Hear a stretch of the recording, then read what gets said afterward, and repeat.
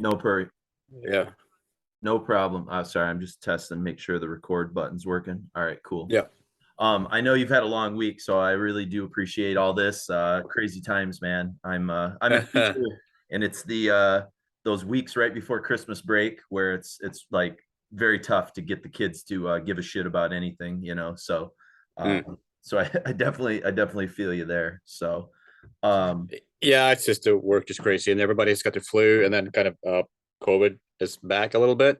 yeah, we've had the So same thing with students and yeah, teachers and stuff, you know. So, yeah. So I get called in like fucking days and nights, and because I work two different places, and it's like the same type of job. It's like healthcare assistant stuff, and they both just fucking there's never enough people. sure, sure.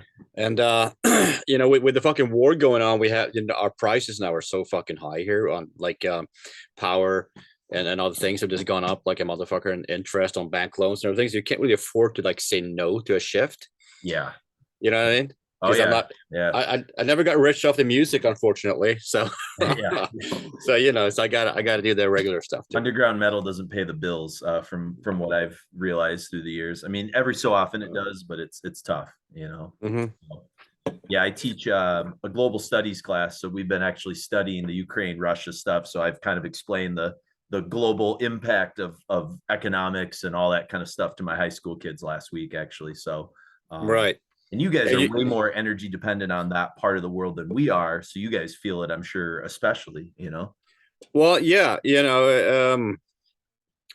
I don't know how it all ties together. All I know is that the war has caused all kinds of stuff to just increase price wise, especially power, electricity. Yeah. And I think it's got to do with like not nuclear power plants and just sort of cutting off power and the gas supplies and all that stuff. It all ties together. And then I guess most of us just didn't know how that worked out. Now we're like, fuck, Yeah. it fucking sucks. Yeah, But globalization, man, the yeah, interconnectivity that people, the invisible sort of wall that's always there, you know. yeah, So, yeah. all right, man. Well, I know it's late, so I don't want to waste too much of your time. So, what I'll probably do, especially because there's a little bit of a delay, is to make it easier for Mark. And Mark, you might be aware of his work. He's the guy that does illustrations for Decibel. Um, Okay, all right. the lead review illustrations and the special issues, the black metal cover, the death metal covers, things like that. But he does a Right. lot of the editing for this stuff. And so I'll probably just I'll say my question and I won't really interrupt you at all. Just so it's like you can kind of say your piece. And so it might be like awkward silence on my part, but it's not because I'm disinterested. It just makes it easier for him to chop things up. You know what I mean? So Sure. Yeah, yeah. perfect. Okay. All right. So how did you discover Venom and where were you at in your own musical and metal evolution? Were you playing music by the time you discovered Venom or not quite that? No, I was just a kid, man. I mean, I wasn't playing music yet, you probably mean as in was I making music and playing instruments and whatever. No. I'd say I was about 10 years old. So I was pretty fucking young when I discovered them. And I guess it wasn't so much discovered as some asshole decided to challenge me in the sense that I was a big Wasp fan at the time, so this was like around their second record, and they were still like in my world they were like the heaviest band ever because Blackie with the raw meat and the saw blades and the cod pieces and all that stuff. And I thought nobody can beat that, because I'm 10 years old and I'm fucking naive. I didn't know about the underground or anything like that. So but then I guess somebody older in the kind of group that I was sort of hanging out with. We were a bunch of like kids and teenagers, and most of those kids were older than me at the time.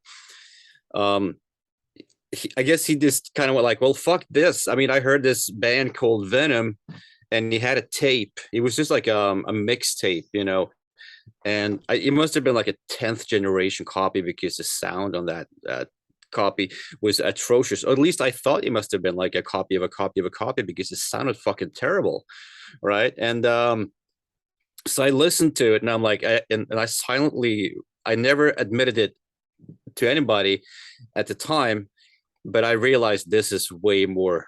This is heavier than Wasp by fucking by miles, and inside, deep in my heart, I knew that to be true, but I would never admit it. I was like, nope, there's no way. This is. I refused to admit it, but I knew that this was heavier.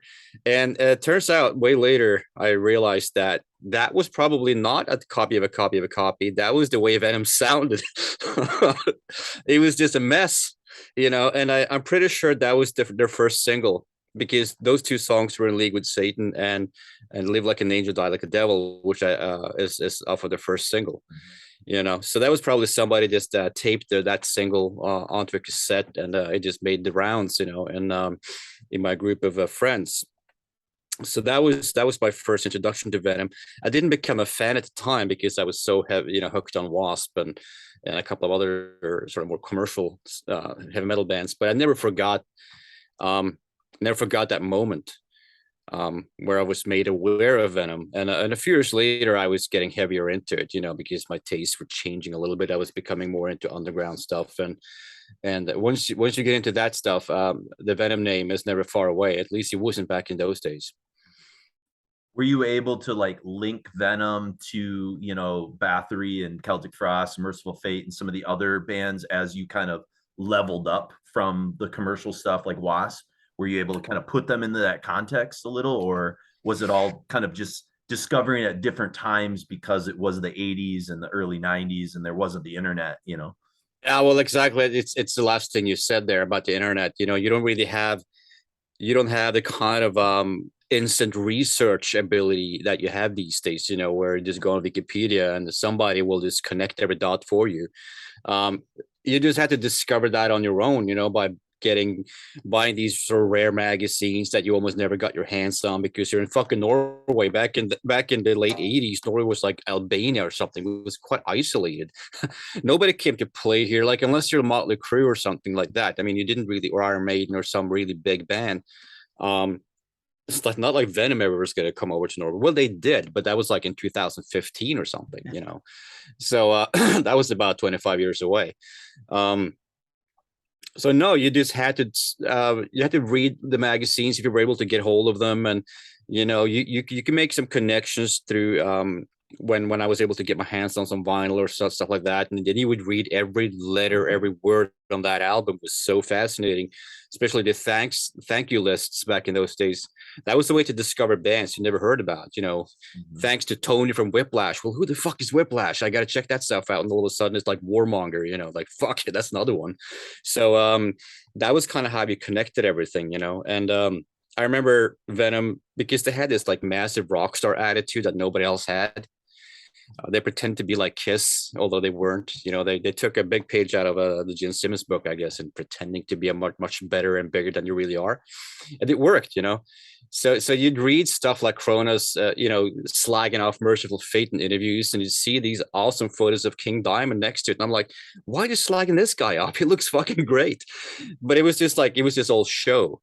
But when you're 10, 12, 13, whatever, you don't realize that. You don't necessarily see the irony, because my English was much more limited. It's not perfect today, but back then I was still learning the basics of it, Mm-hmm. So we didn't realize for a long time that Venom were very tongue-in-cheek. We just thought those guys are fucking nuts, and they're slacking off King Diamond, and he looks fucking dangerous too.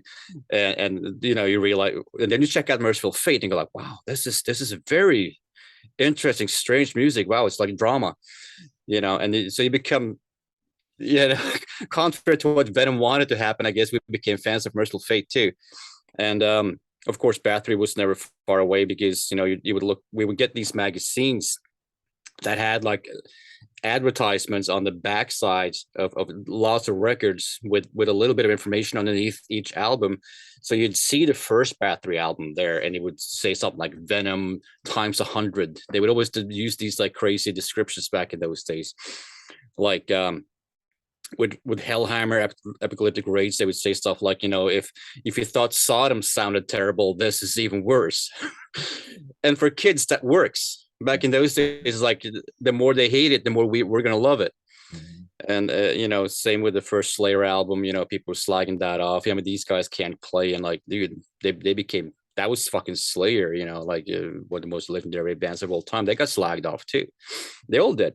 But I digressed. But Yeah, it was kind of like paint by numbers in a way. You just go from one band to the next one and just start realizing that they connect together. Like, oh shit, all of a sudden you read an interview, they toured together, so you realize there's a world here. But it took time, you know. Like today, you could probably get into that. You could learn about that in a day. Yeah. Yeah. Back then it was a couple of years until we kind of had that kind of knowledge and insight into what was kind of going on, especially in Norway, like I said, because we were kind of outside of the whole thing. Yeah, for us it was like there would be like these special, I don't know if Metal Maniacs put them out or where they kind of came from. They just sort of magically appeared sometimes in the bookstores, but it'd be like the Yeah, history of heavy metal, and there'd be like these little sub articles on like subgenres, and we were like hearing yeah, about things like who the fuck's Trouble? What is doom metal? Like, yeah, yeah, oh, yeah, okay, we like Cathedral. Oh, okay, so we gotta go back and find Saint Vitus, or so it was yeah, yeah. rare in a pre-internet world, in the early 90s when we were trying to make sense of all that stuff.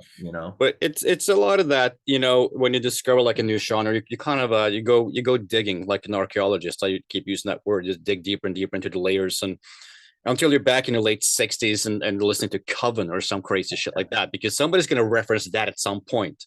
So like, oh, I got to go back and check that out. Like they did that in 69. Yeah, like Fuck. I Black mean, the Widow. music is Yeah, Black Widow, who apparently at Black Sabbath, when they were like a total unknown, a lot of people went to their shows. They thought it was Black Widow because they were bigger at the time, like in 69 or something like that. So they kind of, I guess they piggybacked a little bit on Black Widow, if you could believe that.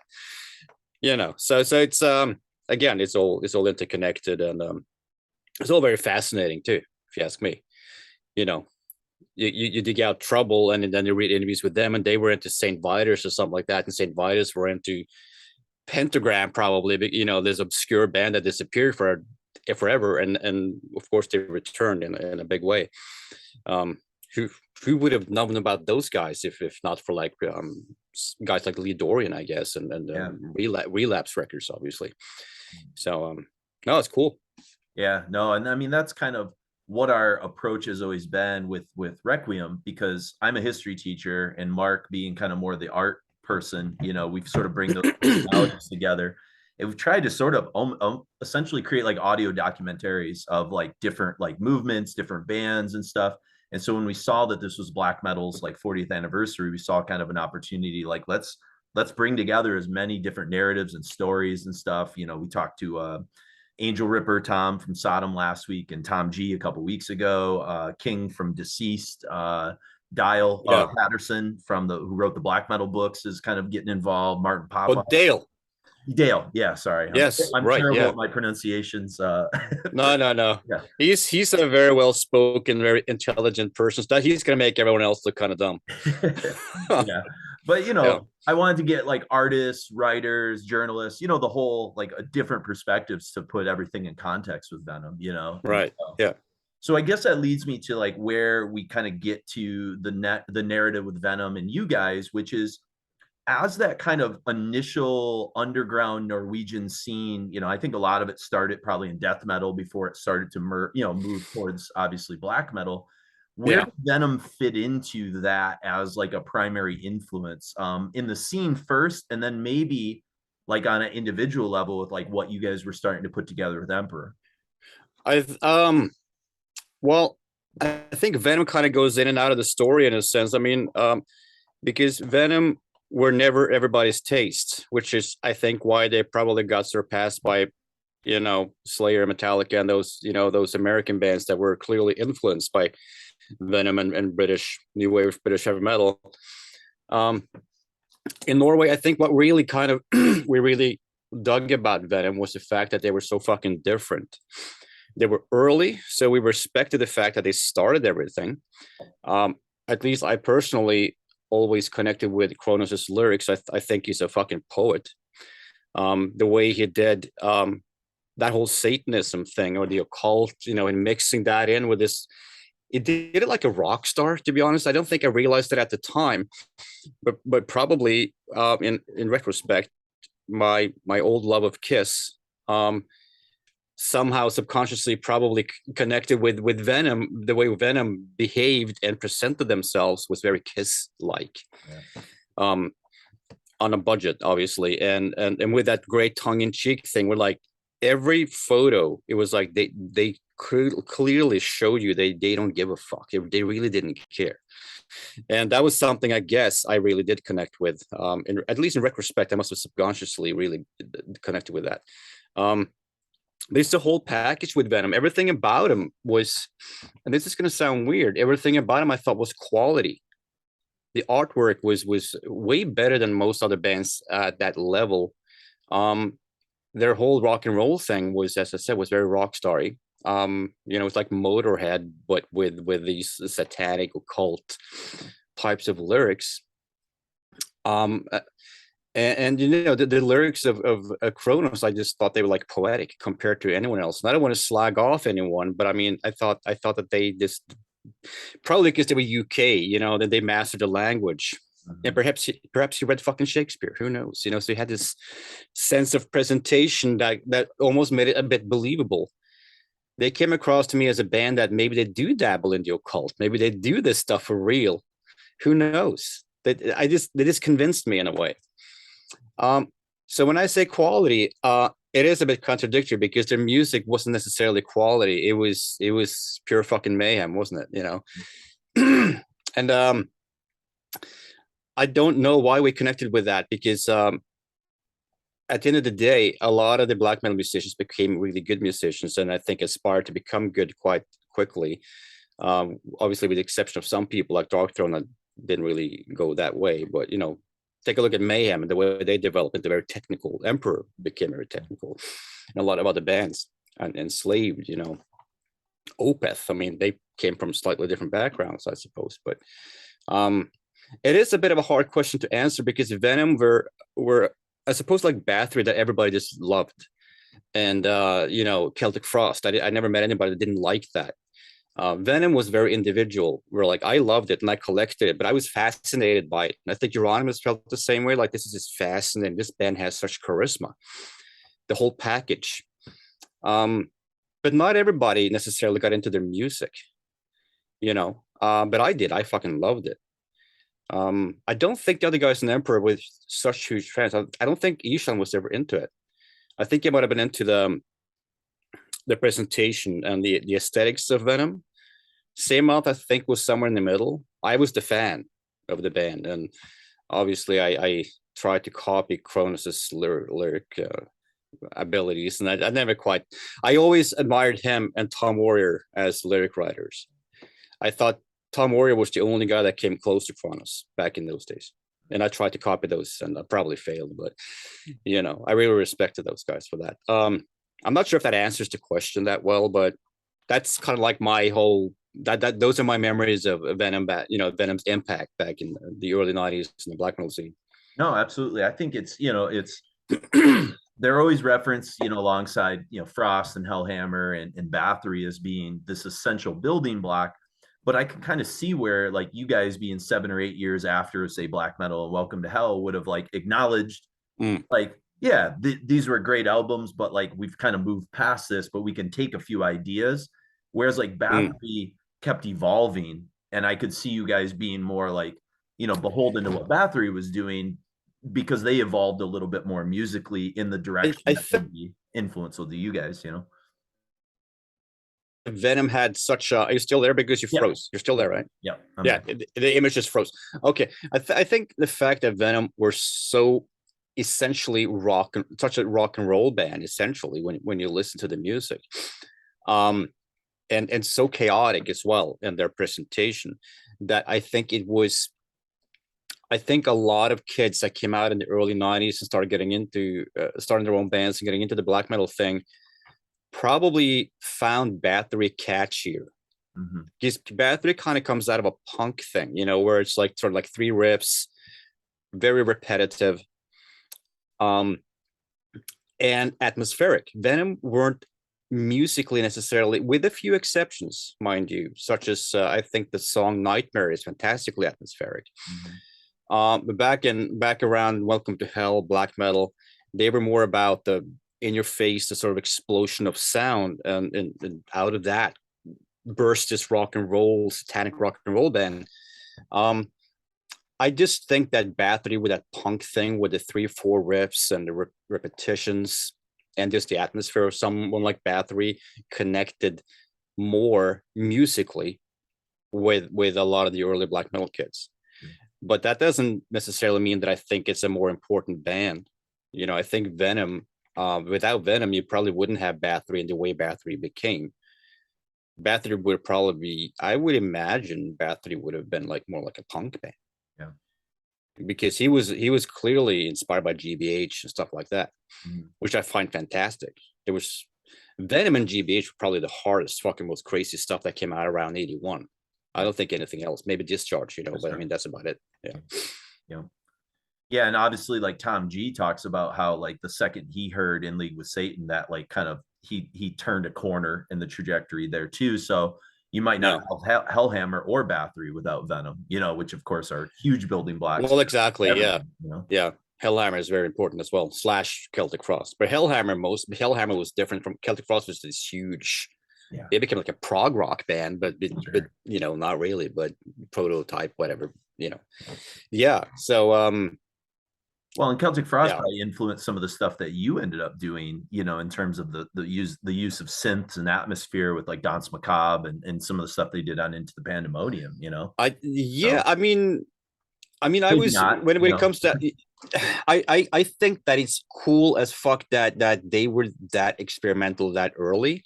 I don't think it directly inspired me to get into to start using keyboards and samplers, even though it's an interesting idea, because if you look at that intro, I think, which is the one called Danse Macabre from Morbid Tales, which is a pretty much just a sort of it's like a cascade of just breathing and moaning, and it's really fucking disturbing. And I'm pretty sure that's all sampler stuff. Sampled, probably Tom G going crazy into a microphone and somebody with like an old Akai sampler or something like that, or I don't even know if they existed in like 84. What could they possibly have used? Maybe one of those old Emu things, the big blue ones. I forget what they're called now. Really expensive, like maybe even a Fairlight, like fucking $100,000 kind of thing. Who knows? It sounds like it's from a sampler. It doesn't sound live to me, you know what I mean? It sounds sampled. So yeah, I respect that, man. I mean, I always found that interesting with some hardcore metalheads, like they're so against keyboards and synthesizers, and I'm thinking, well, you're into Dio. He had a fucking mountain of keyboards on stage. You love Rainbow. That's a side note, but yeah. So, but I was fucking big on Venom, but it was like every second person in the black metal scene like really liked Venom, and the other second half didn't understand it. Which I always thought was weird. Like, you're into black metal, but you don't really get Venom. The fuck is wrong with you? It's interesting. I could see that because you guys were all so young. I mean, like, it was hard. Yeah, I was like 15 or 16 when I was discovering stuff like you guys, and I was getting into like the Swedish metal stuff that was kind of happening at the same time. And sometimes people would throw like Judas Priest at us, and I'd be like, like I don't, like, And it wasn't until like maybe 5-6 years later when I hit my 20s that I started to get more historical in my appreciation of like 70s and 80s, early 80s stuff, because if it wasn't like in your face, like, and again, well, we all face, but everybody has their faces, I mean, and we were the same way. I mean, if we had Seamoth Niche on here, especially Seamoth, I mean, him and I think we go back the same kind of way, where we're pretty much the same age. He's like a year older than me. You grow up on like Priest and AC/DC and Saxon and Motley Crue and Motorhead and Wasp, of course, became the favorite band. I think that was Seamoth's favorite band too. Which was we love those guys, they never came over to play. I think they've been to Norway now a lot of times, but back in the 80s, they went to Sweden, I guess, but we couldn't get them over here. I think they were actually banned. Norway was kind of conservative back in the 80s. I think Wasp toured with Maiden, I think in 85 or 86, and they came to Norway, but Wasp were not allowed to play. Really? Because they were controversial. Yeah, the whole Filthy 15 thing in the United States with Animal, fuck like a beast and all that. Yeah, and everybody thought they were called like we are sexual perverts or we are Satan's people, white Anglo-Saxon Protestants. I think all these like dumb ideas what might mean. And I think it's actually just a bug, a wasp for real. That's the story I heard. Yeah. they were like making some stage gear outside, and I guess a hornet stung one of the guys or something like that. And they were like, "Hey, wasp, yeah, that's a good fucking bet." I hope that's the way it happened. And then you put the dots in, and all of a sudden it creates controversy, right? Because now it's Yeah, for everybody's interpretation. I'm still there. Your screen froze. yeah, yeah, So I yeah. guess Your one froze too. going back to your fandom of Venom, when we talk about with regard to Welcome to Hell, do you have a personal favorite song or some songs from that record that you still get pretty, nostalgic for when you hear them today, or that you've always kind of loved more than others? Well, I mean, I always actually slightly preferred Welcome to Hell over black metal. I think it's because of the sound of the album. It's not necessarily the songs.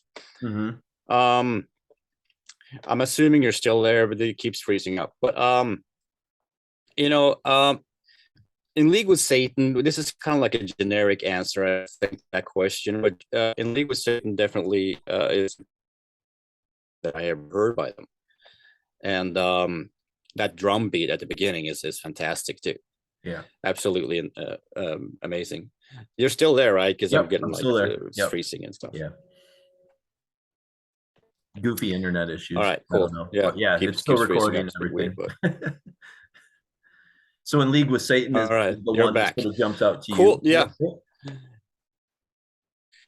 Off of that album, I mean,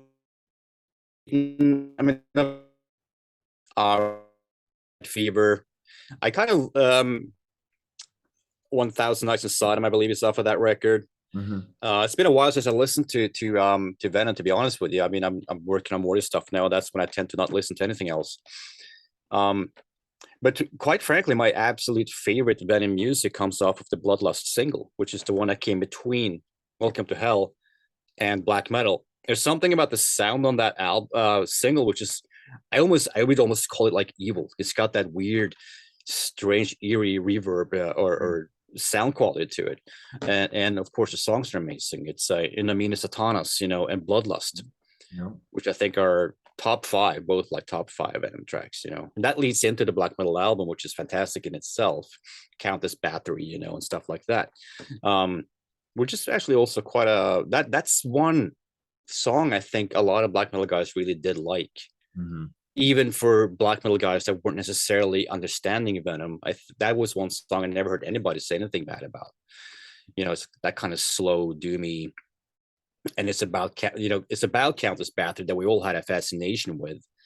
This sort of what was like 15th century, 14th century, sort of like a mythical evil woman of dark desires, as Bathory wrote. So that worked. No doubt. Yeah. No doubt. So what about the black metal record? Their second. I know you prefer Welcome to Hell, but being that you came up in a band, Emperor, that took the namesake from the album title. Like, what do you see as the legacy of that record today? 40 years later, not just on black metal, but just on metal in general, or any kind of perspective on that, kind of looking back 4 decades. I'm never good at these kinds of questions because that's more that's more like that demands kind of like a profound answer, that quotable stuff. I mean, the only thing I'm absolutely certain about when it comes to that is that they coined the term black metal. Mm-hmm. And that in itself has had just tsunami of effectually, it inspired so many people, I suppose, to start black metal bands.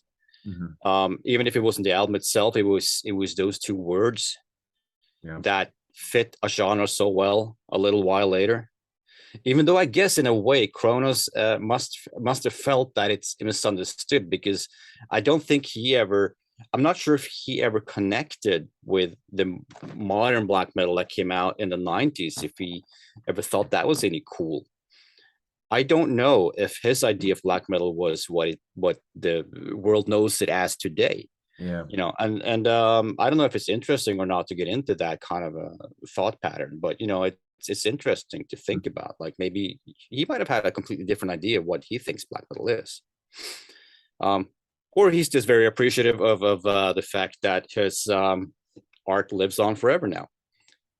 Yeah, You and know, I know Mantis definitely has, I think, a little bit more of that perspective, the I appreciation think for I the think art those of guys do. them. It's hard to, yeah, because they're you read their interviews a bit more often. They seem to be a bit more out there with people communicating. You know, Abaddon spends a lot of time on social networks. I see him making comments all over the place on Venom groups and everything. So those guys are approachable.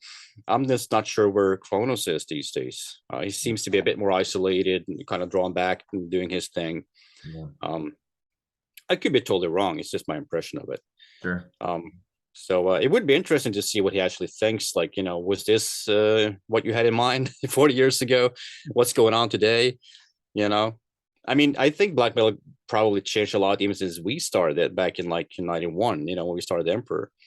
Um, it was, we were inspired by, you know, Sodom, Destruction, Hellhammer, and those types of things from back in the 80s. And it was at that point, it wasn't really about playing tight and fast and symphonic and big and becoming commercial and making a lot of money. It was all about fucking necro and atmospheres and attitude.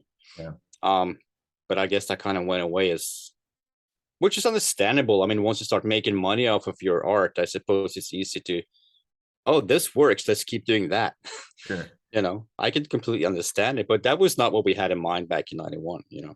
Well, it's So that changed. hard to say necro when you become a better musician. And I'm sure that drive Yeah. to, like, want to get better at your instruments, and you get into different genres of music, like I think of Mm, what I listened to at 16 versus even 24. And it was like yeah. night and day. I started to Yeah. do a lot more indie rock and post punk and things like that that Mm, like, was anathema to me at age 15, like, oh, right. you know, Yeah, no, um, you know, it's like Neil Peart, you know, from Rush said, if you keep playing that instrument, you're inevitably going to become better at it, yeah, you know, whether you want to or not.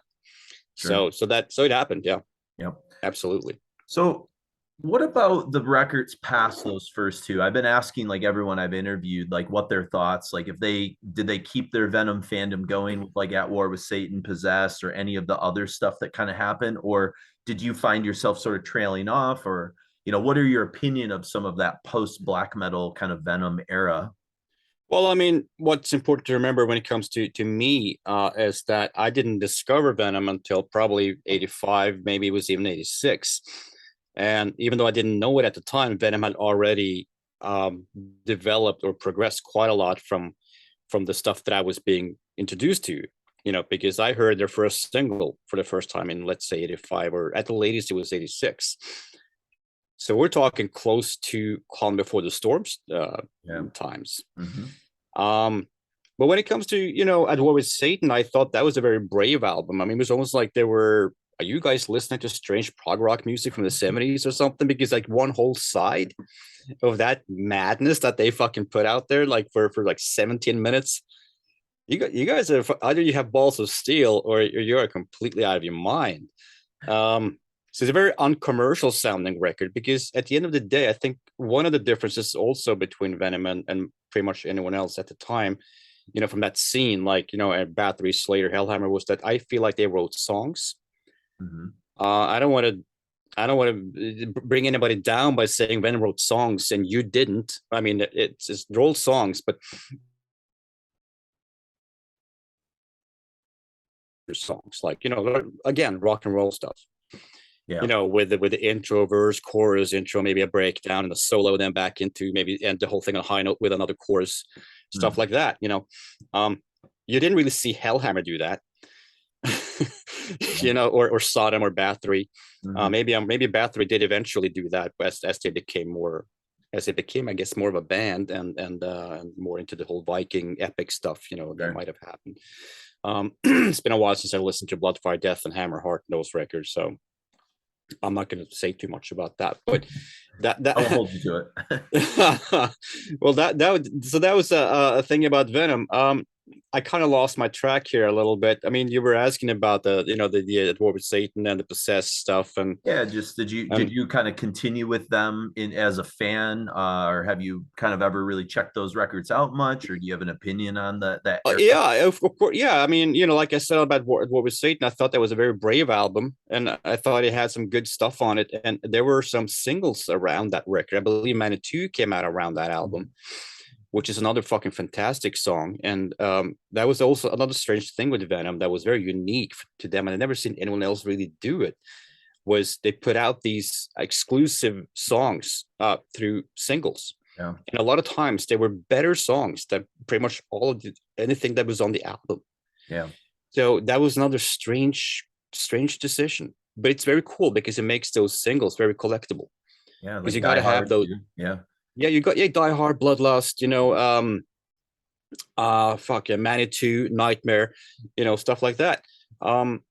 So yeah, and I even did like stuff from the Possessed album. I mean, I had to backtrack, of course, when I got into Venom for real. I had, those records were already quite old. hmm So it wasn't like Possessed had just come out. It was already a couple of years old by the time I started buying Venom albums.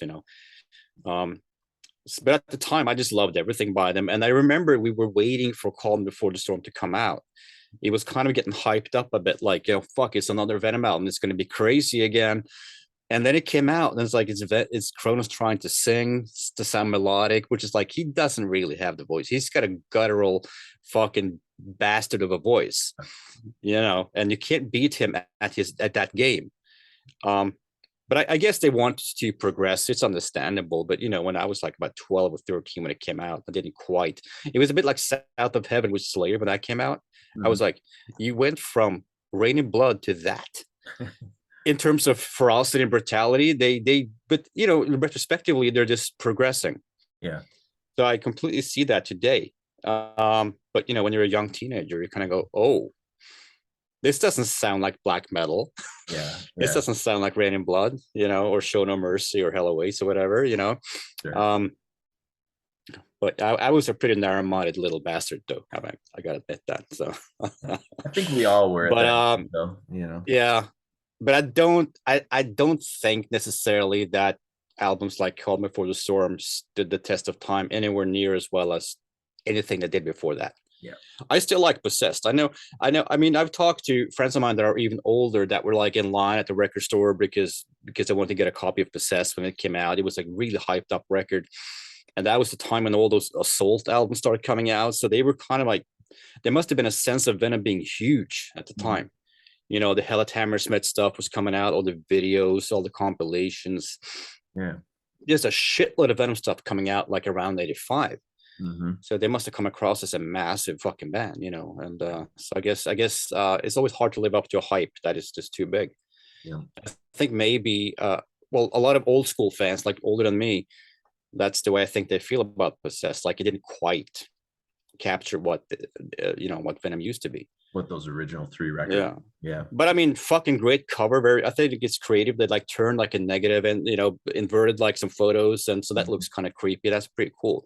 Sure. And amazing photo session on the back. They always had really good photo sessions, and they still had amazing photos by 85. I appreciate the visual stuff. Sure.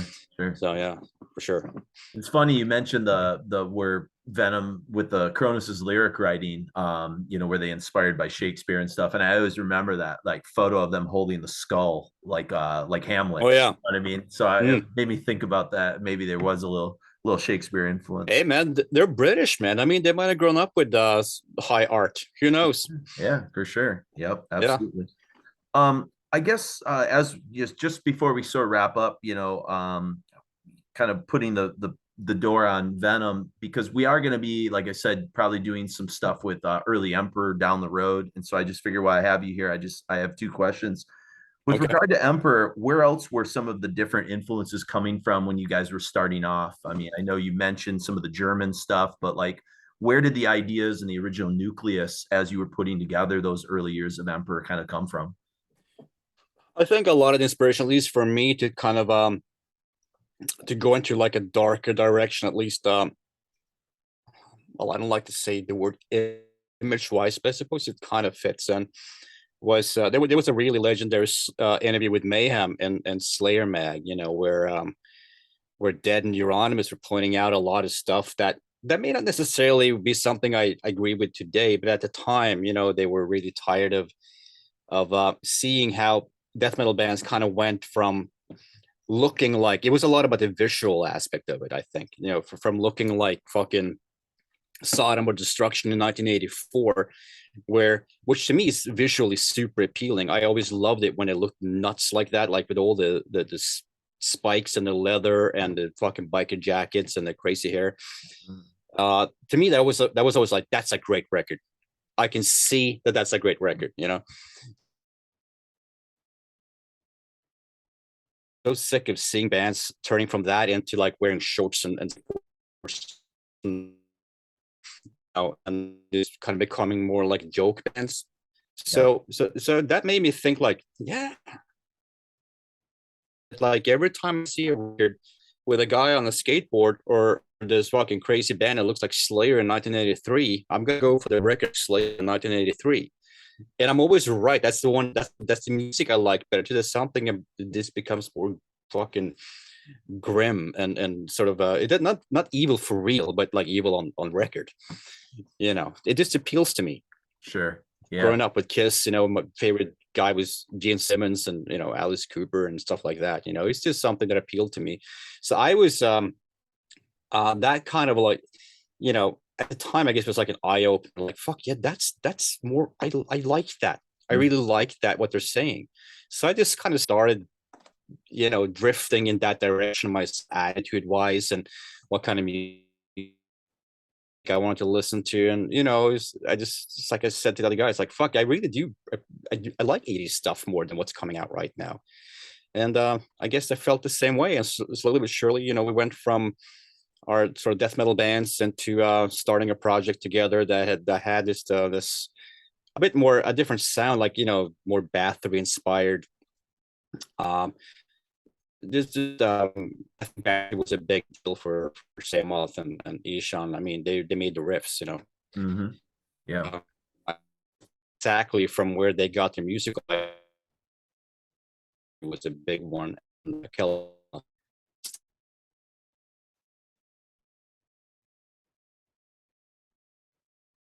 Still there? Right, with the Killjoy, who unfortunately passed away a few years back. Oh yeah. Always had a fascination with Season of the Dead, that record, Ready for Death, and even Old Death, Old Autopsy. I always liked that stuff because it had this sort of crossover appeal where it wasn't really that sort of skateboardy death metal stuff that was coming out later, but it wasn't black metal, but it had this like cool crossover appeal. Like Necrovore was another one, this short-lived demo band. Morbid Angel, of course, always stood the test of time. They were like smack dab in the middle. They had this sort of like rather evil approach to it. Like, I say evil, it's not the right word, like a occult themed, Sure. Yeah. While the music was quite death metal-ish, but it had a really cool atmosphere. I guess Trey had this very unique way of creating riffs, and it was slightly dissonant sounding, so it had that disturbing element. Yeah. The early D side we liked too, because it had that the visuals, and Glenn Menton was fucking crazy, and so that worked for us, Yeah. So I don't think we were as narrow-minded as people thought. Maybe we were for a little while, but we were interested, like Death Assess, like the church, we were into that. That was a very fascinating to us. I met Steve Sylvester earlier this year. Oh, did you? Cool. Yeah. Yeah, on tour with I toured with Mayhem in the spring in Europe, and Steve Sylvester came to one of the shows. I don't remember which one. It was in Italy. Nice. Yeah. So yeah, so I told Attila, hey man, Steve Sylvester is here, right? And he was like, what? So there's some photos of us out there now. Those guys are I mean, that book, I don't know if you've had a chance to read the Death SS book that came out a year or two ago, but they're wacky dudes, they were yeah, I mean, they sent me a couple of books. I mean, I did some kind of intro for one of them, but a lot of their stuff is only in Italian. So I got this one that's only in Italian, like a big thick book, and I can't read it. And then there's another one which I think is seems to be like a sort of like roughly like a biography by Steve. And I read through most of it, and yeah, they did some pretty fucked up stuff. I'm looking on my shelf right now. I can't remember if I have it down here or not, but I'm I pretty. think I think that one was put out by Ajna. Yeah, Ajna. Tyler, yeah, Yep. put that Um, out with a 12-inch. I think that's the one. yeah, I can't remember. I know it's on my shelf. I'm just trying to look. But yeah, they definitely have done one that's in English, but I can't remember which one it was. I Uh, think the one in English is the one that's kind of like more focused on Steve himself. oh, here it is. Oh. No. Here we go. Oh, it's this one. Yeah, that's the one. Yeah, the Necromancer of Rock, exactly. Yeah, that's the Yep. one. Yep. So yeah.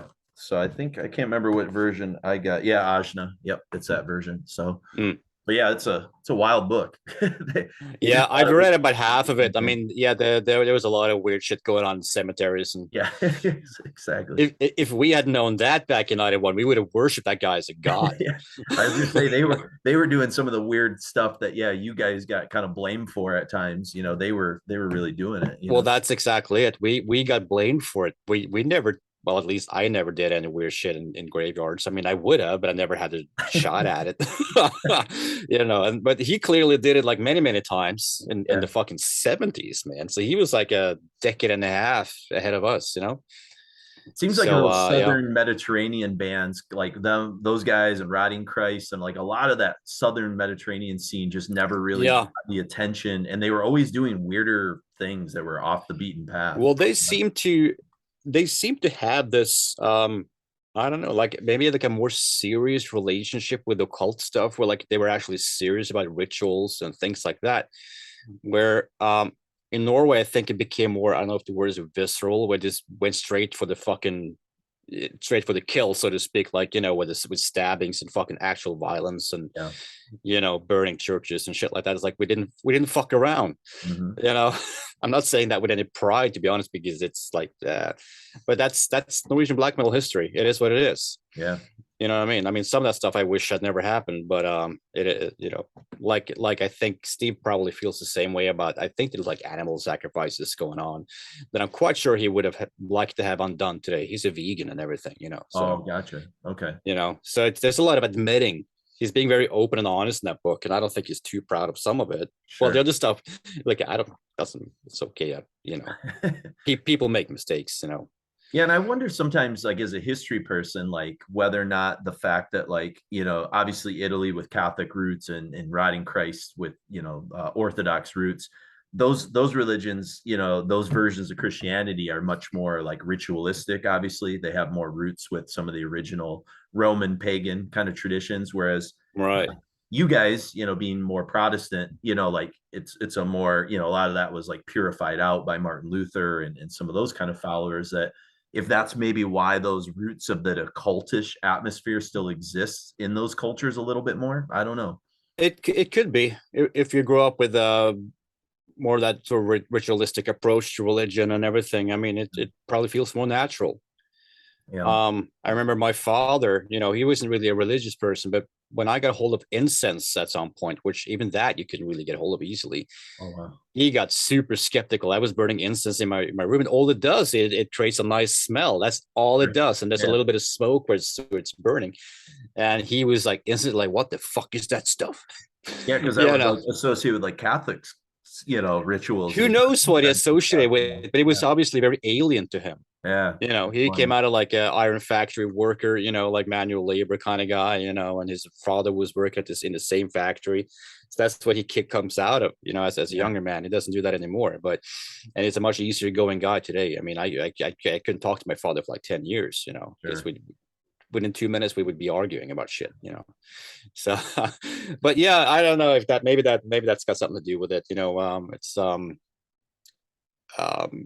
I guess our approach to religion here is just like you go to church, you listen to the priest, and then you go back home, and that's it. Yeah. Um, no rituals or anything like that. But then Sure. again, you're the teacher. I mean, I'm quite dumb on No, this. no, I travel every summer with students and we go to various, parts of the world and stuff. So I've always been a Oh, world traveler. I lived in Italy when I was in college for study abroad and student mm, taught in England. So I'm just always trying to like put the puzzle pieces of culture together, so I like to hear firsthand from people living in those places, because Um, you're well, I mean, you're there. I was never religious. I was never very interested in it. But my impression of religion around here is that it's just very sort of cut and dry. It's very black and white. Um, Nothing complicated. It's just either you believe and you read the Bible or you don't, Sure. Yeah. and then you're gonna burn in hell, of course. Of course. But it's none of that, like sort of like, with all the crucifixes and all the sort of Yeah. like Yeah. the big Catholic production. I mean, we don't really have that. Yeah. It's very simplified, Yeah. Yeah, Absolutely. exactly. Absolutely. Yeah. All right, last question for you, unless there's anything else you want to add. And it's just kind of talking about some of the things we're already talking about, but what do you think were some of the defining qualities that made, like, not just Emperor, but like the Norwegian black metal scene different or unique from, say, like what the American black metal scene or the Swedish black metal scene or Finland or any of these other countries? Like, what is the unique stamp for maybe the Norwegian black metal scene? If you had Well, to think about I don't. If there is one now, I don't know what it is. But maybe back back in in the those, 90s, I suppose. Yeah. yeah, because I kind of lost interest in it, and well, I regained it to some degree more recently, I guess. But back in around '95, I drifted away from it because I thought it was getting kind of watered out, and it was becoming quite popular, I guess, thanks to bands like Cradle of Filth who were like popularizing it. Sure. I'm not blaming them; it just happened. Sure. Yeah. I think at the time, what probably set it apart was the fact that, um, as far as I remember, very few of us ever went for the brutality of death metal, or the speed and the aggression of it, or of that, or the aggression or the speed of stuff like grindcore, or the heaviness of Swedish black metal and things like that. Or and in Finland, they tend to become a bit more epic sounding in a way. I guess I quickly went the route of what it eventually became bands like Nightwish with the female singers and a more sort of bombastic, pompous stuff. But then, of course, you had Beherit and things like that, who I believe were much more in the sort of South American school of black metal, blasphemy, and that type of stuff. But in Norway, which was very much about speed and almost like a punk approach, but in Norway was very much about this sort of dark and foggy atmosphere. We were very much about atmospheres, the coldness, the grimness, but never about speed and anger. Maybe that came later. I don't know.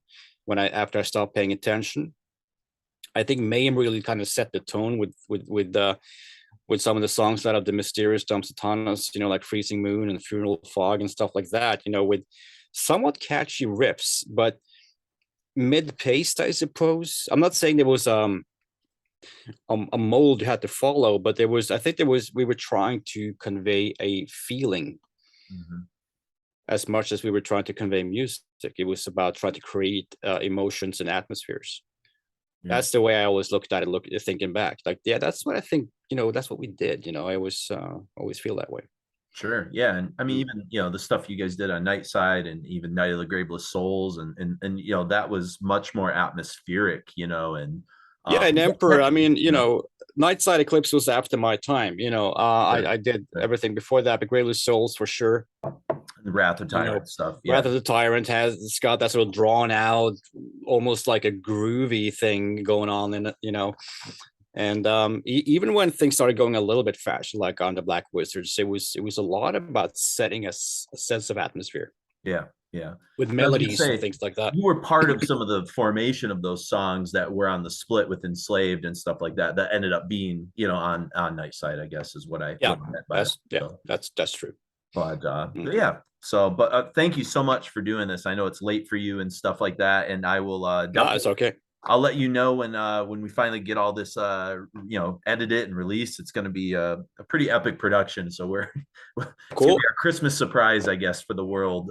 So all right. Sort of see what happens. But yeah. Good luck with surviving all the sickness and shifts and things like that. And I look like shit. And I'm so tired, dude. Oh, you're fine. Yeah. And it's a Saturday afternoon. I didn't even put my contacts in. I'm just kind of sitting around working on stuff. So, but all right. All right. Cool. Well, thank you so much, and take care, and we'll talk soon. All right. Thank you, and likewise. All right. Have a good night. Bye. You too. Bye-bye.